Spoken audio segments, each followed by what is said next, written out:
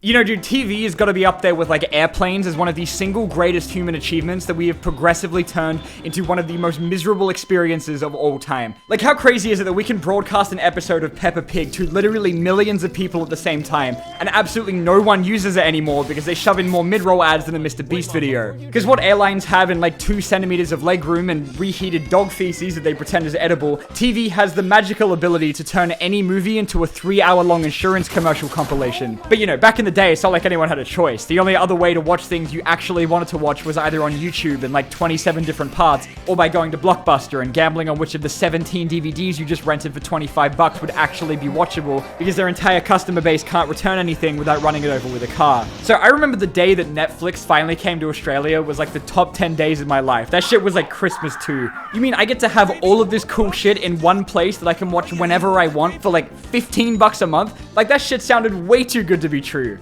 Which is why it was. Because it stopped being fun in like a week when all of the companies that were licensing their shit to Netflix realized that they could make way more money if they just made their own shittier version of Netflix. So now in 2025, if you're deciding what streaming service to get, your options are between Netflix, Disney+, Stan, Apple TV, Paramount+, Foxtel Go, Binge, which is the best one because it has both seasons of MILF Manor, 9 Now, 7+, 10play, ABC iView, SBS On Demand, and Hey And these are all real, I swear to God. And that's just here, okay? Like, the US has even more dumbass made up sounding words like Hulu, Peacock, Stars, BritBox, HBO Max, or Now, or Max, or whatever. Oh, wait, I think we just got that one too, actually. Shudder, AMC Plus, Discovery Plus, ESPN Plus, Friendly TV, Philo, Vudu, Mubi, Fubo. Like, how the fuck is there even anything left to divide up at this point if every single company in the entire planet has their own streaming service now? There is a streaming app for your dog called Dog TV, where you can pay $74 a year to stream content for your fucking dog, which has the balls to not even have Bluey. And then you got apps like Quibi, which didn't even last 6 months because the flagship series of their entire library of shows was about Anna Kendrick and a talking sex doll. My boyfriend's sex doll is talking to me. But I don't know why the fuck you pay for that when you can get Real Shorts with its catalog of entirely vertical content made for TikTok-addicted Wattpad users, like Faded to My Forbidden Alpha. Happy birthday, Celine. It's me, Lila. I'm your wolf. My wolf, Lila, you're here, you're my wolf! Yes, Celine.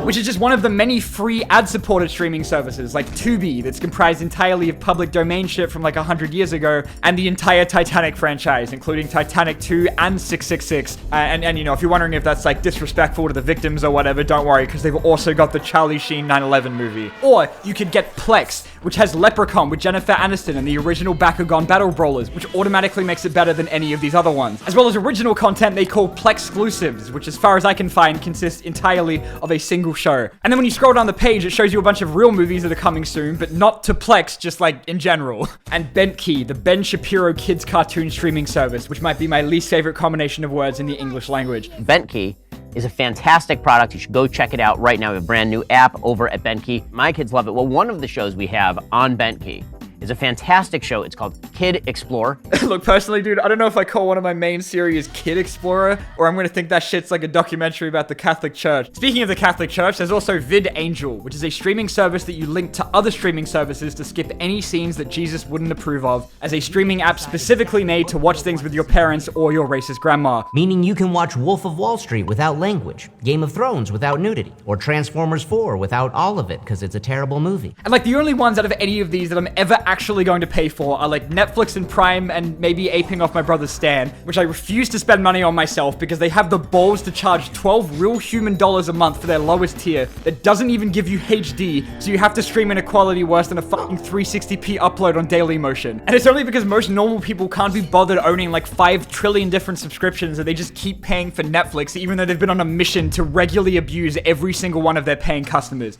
Between them raising their prices every week, canceling any show they've ever made, and blocking both VPNs and password sharing, despite that being one of their selling points like literally a couple years ago. And now that they know like half their audience is only using their content as background noise for their Subway Surfers gameplay, they're actually making their shows dumber, so you don't actually have to pay attention to them to understand what's going on, which is why you now have the option to watch the Chipmunk version of Dune Part 2. By the way, if you actually watch things like this, I think you should be like legitimately euthanized. Netflix's quality is like all over the place. Like they got some of my favorite shows of all time, like BoJack Horseman, Arcane, Haunting a Hill House, and Bee and Puppy Cat, which gives them points as long as I don't think about how all of these collectively have less episodes than Big Mouth. Netflix claims they have like 4,000 movies and shows or some shit, which is because their entire strategy is just pumping out like 1 million shows a month to appeal to every single person on the entire planet, which is why their weekly top 10 is always made up of like the shittiest rom-coms known to man or exploitative true crime documentaries, both of which are being watched by your lonely 46-year-old mum. And you know, you'd think Netflix would like use some of that money they're not paying in residuals to their actors and writers to improve their content, but you know for a fact that it's being funneled into a Big Mouth furry spin-off. And you know, I will give them that like this idea of giving people a stupid amount of money to just do whatever the fuck they want has meant we've ended up with some cool shit that like never would have been made if it was for network TV. Even if it means we end up with a bunch of shit that literally nobody asked for, like a Knuckles spin-off show, or a Grease prequel series, or High School Musical, the series, or the live-action Avatar reboot, or the reboot. But now the problem is that they've successfully paralyzed half their entire user base into taking the length of The Irishman trying to decide what to watch until they just give up and binge The Office for the 25th time. Because now there is just like too much stuff. Like, do I want to watch The Croods or the Osama Bin Laden show? I don't know, dude. Disney Plus has the same problem where it just kind of seems like the worst idea Disney's ever had, where now in only like 5 years, they've gone from having like billion-dollar hits every year to not a single person showing up to anything they put out because everyone knows they can just wait like 3 months for it to show up on Disney Plus for free. The cheapest out of any of these is Prime Video, but that's because they're owned by like the most evil company in the entire world who's responsible for the equally worst crimes of making their employees piss in water bottles and combining both their free and paid shit on the same homepage, so their UI has like as many microtransactions as a fucking mobile game where you can never tell if it's like actually included with Prime or is like an additional $5 to rent on top of the $9.99 a month and $2 for no ads. But don't worry, at least you don't have to pay for their incredible original content like Beast Games.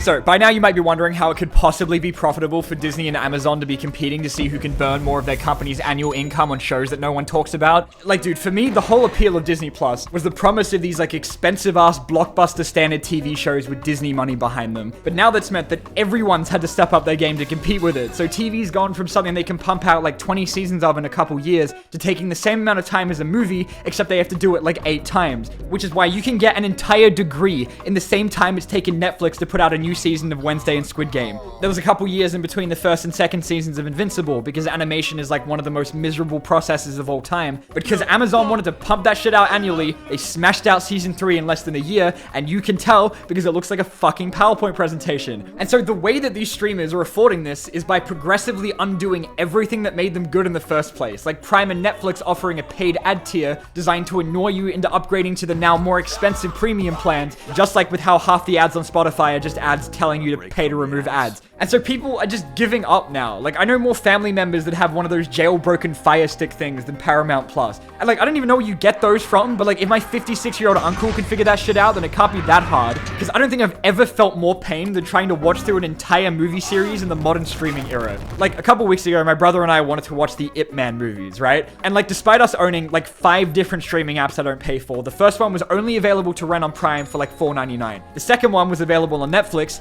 in Singapore. The third one I had to install 58 viruses on my computer to watch because it's been wiped off the face of the planet. And the fourth one was just on Australian Netflix. Why?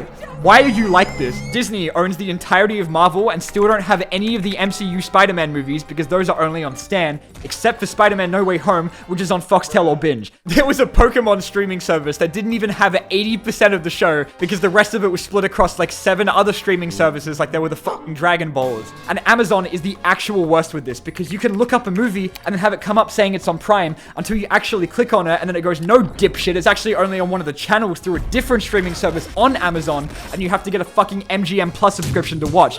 And what the fuck is MGM Plus? This shit has gotten so unnecessarily overcomplicated that I am now getting ads for an app called Hubble, whose sole selling point is that it organizes where you can even watch anything, which basically makes it a streaming service for other streaming services. Dude, I'm gonna stream a fucking bullet into the side of my head. And yeah, it does ruin my whole week when I find out that the movie I've been putting off watching for 3 months is being taken off Netflix. But like, for the most part, I was like okay with not owning every single thing I watched because like, I gotta be honest with you, I don't know how many times I'm I'm realistically going to be watching like a $50 4K Ultra HD Blu-ray copy of Sausage Party. That wasn't until I found out that these streamers are banishing their own content to the Shadow Realm. And I don't mean the stuff that they buy a temporary license for, I mean their own original series that they make. HBO assassinated like half of its entire content library last year, so now you have to go on like the fucking dark web to watch Infinity Train now. When Netflix started shoving like choose your own adventure shows down everyone's throats a while back that no one gave a shit about because they were too busy hate watching Too Hot to Handle, they just decided to yoink all of them from the service entirely, or so they can make way for more things that people were really clamoring for, like mobile games and WWE live streams. Not that it even matters anymore, because it's not like we get to keep the things we own anyway.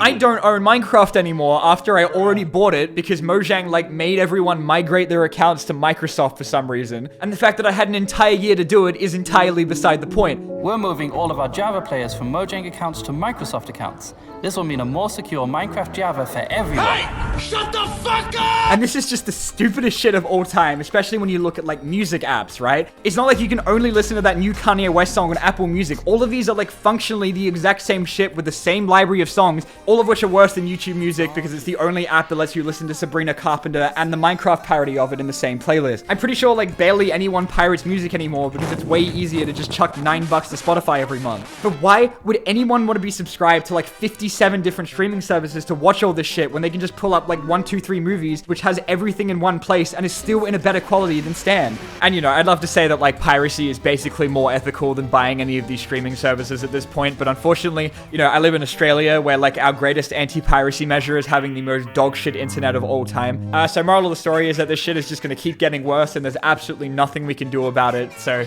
yeah, I'll see you guys next time.